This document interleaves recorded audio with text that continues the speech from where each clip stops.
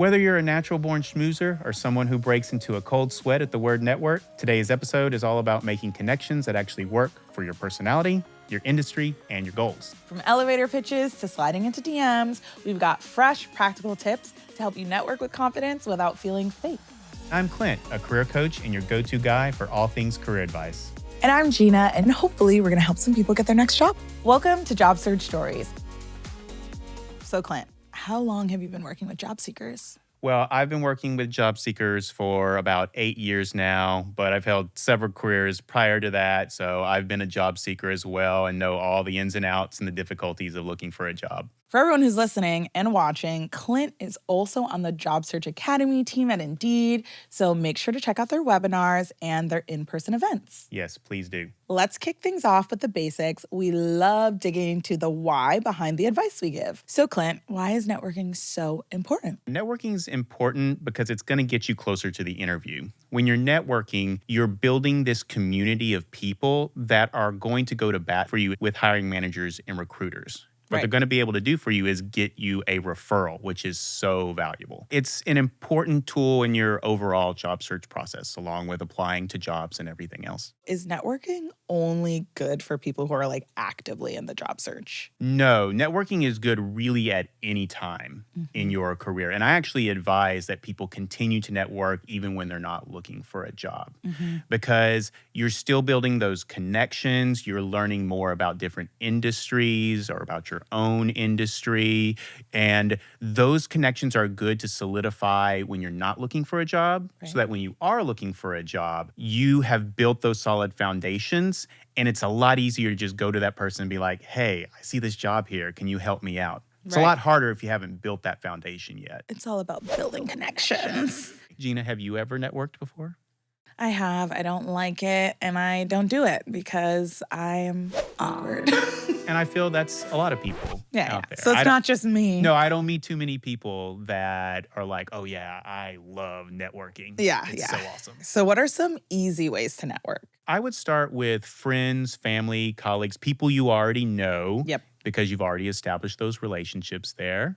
And then I would also start reaching out to people, particularly hiring managers and recruiters at companies that you're interested in, but also just people who work at those companies as well. They can be equally as valuable. Yeah. And I would look up industry events, conferences and other events that are out there, or just general networking events that you could go to and attend. We do have a hot take from Reddit, and I want to get your thoughts on it. This user is saying networking only benefits the wealthy and well-connected. I would have to disagree with that. Right. Networking benefits everyone. Networking is going to be beneficial to just about anywhere in any industry at any level there. It's all about building those connections. Those connections can be extremely helpful to you in the long run. It's not about nepotism. It's about... No. If anything, it fights nepotism. Right. Because it's the opposite of nepotism. You're putting in the work to build those connections. You're not just naturally leaning on connections you already had. So what if the idea of pitching yourself to other people sounds like a complete nightmare? I would love for us to talk a little bit more about how to navigate networking when it might not come as naturally to you. Clint, what are some simple ways to navigate networking if you're shy or you feel a little anxious and you're just not super comfortable in social situations? Absolutely. This is where that preparation that I talked about is going to be so key. Yeah. The more prepared you can go into an event, the more confident you can be. And that can kind of alleviate some of those nerves, right? If you want to interact with some speakers at this event, who is speaking, learning more about them.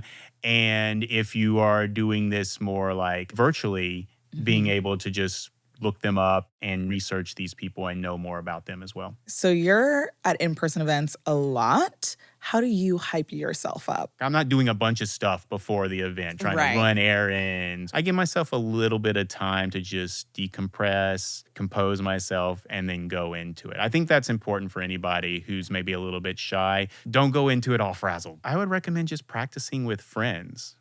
Because especially if you're very shy in these situations, you're probably going to be more at ease with your friends and be completely cool with messing up before you actually get to the event. Need some real-world networking tips that go beyond awkward messages? We've got advice that actually helps you get responses. Search for Indeed on YouTube.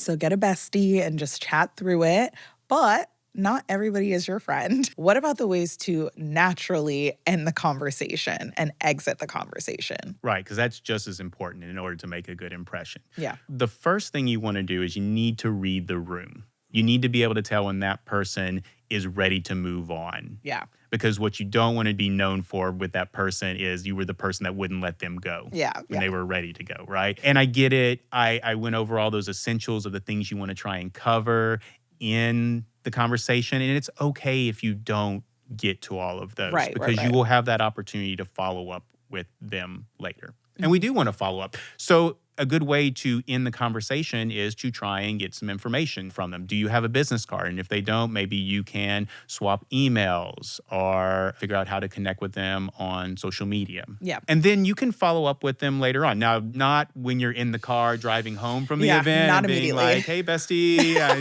hey, what's up? I'm glad we were connected tonight.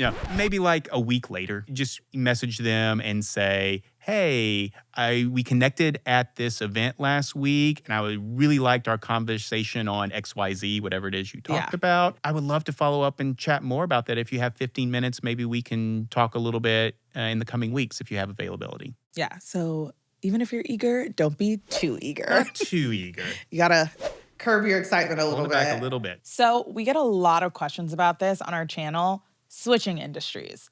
What if you want to switch industries? Let's dive into how to make connections when you're starting fresh. What are some general tips for networking when you want to switch industries? So tip number one would be to attend those industry conferences and other industry events that happen throughout the year. Figure out where those are and when they are and attend them. Tip number two would be to set up those informational interviews with people that are in the industry themselves. We don't want to come at them with the approach of, hey, I want a job in this industry. Can you help me get a job in this industry? Give me the job. Obviously, that is your goal. But you need to put yourself in their shoes. Yeah. If somebody just kind of randomly came up to you and be like, hey, help me get a job in your industry, and you don't know this person at all, like, how are you going to react? Yeah, it's going to be like, whoa. Calm down.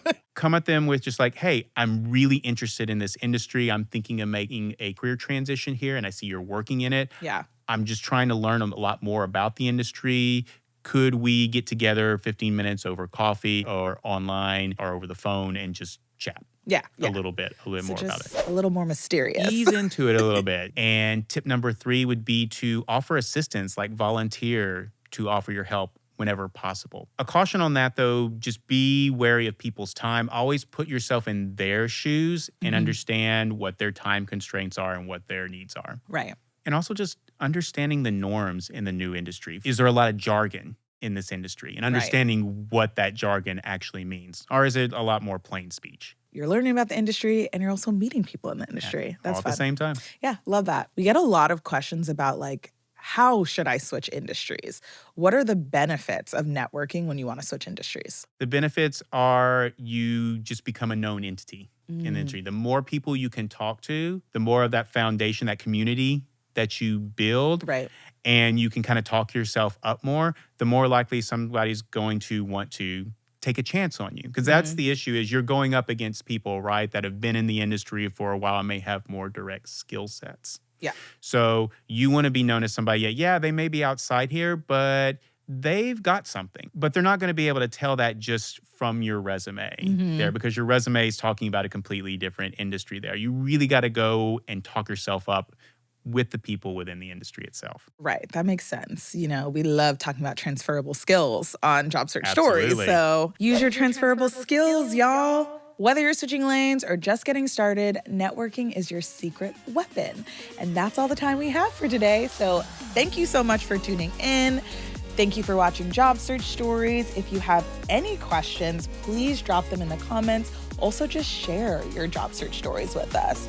And make sure to like the video and subscribe. Bye. Fair. Memorable reaction.